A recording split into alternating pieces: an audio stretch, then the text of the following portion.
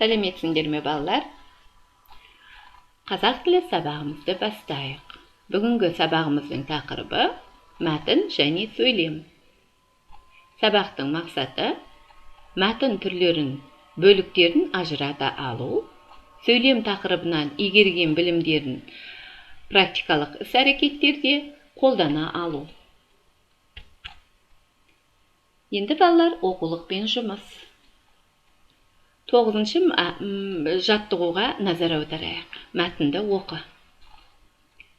Менімен бірге балалар қосылып, сендер де мәтінді оқып отыра қойыңдар.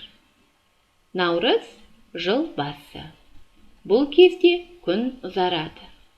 Қыста жоғары көтеріле алмай, төменде болатын күн енді өрмелеп төбеге шығады. Осынау шуақты әрі батпай ұзақ тұратын көктем күнін қазақтар қадірлеп, ұзын сары деп еркелете атаған. Оның мағынасы терең, ұлыстың ұлы күні деген сөз. Бұл күнді тойлау халқымыздың ежелгі салты. Бұл үзінді жыл 12 ай кітабынан алынған екен.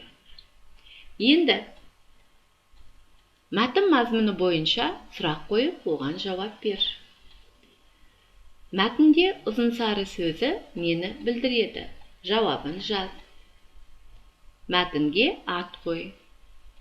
Наурыздың жыл басы болу себебі неде деп ойлайсың? Сендер бұл мерекені қалай тойлайсыңдар?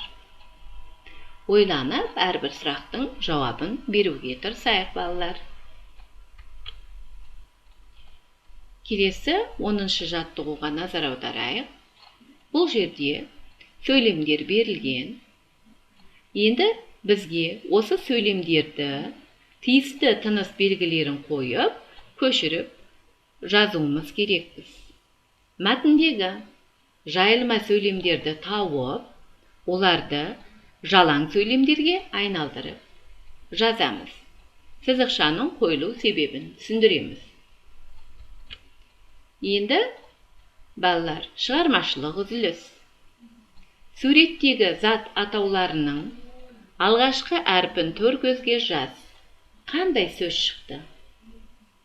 Ол туралы өз ойыңды айт. Төр көздегі сөзбен сөйлем құрастыр. Құрастырған сөйлеміңді сөйлем мүшелеріне талда.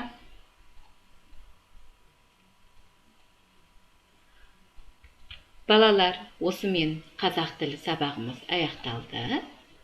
Назарларыңызға рахмет. Сау болыңыздар.